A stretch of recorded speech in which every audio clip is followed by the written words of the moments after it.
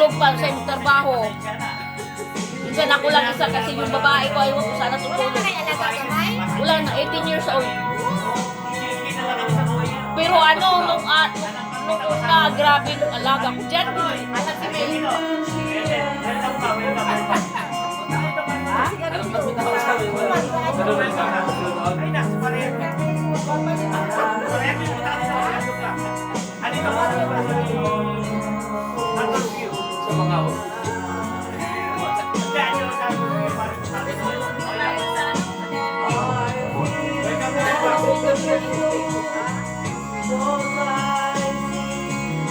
Nagbitaw sa amin, wala.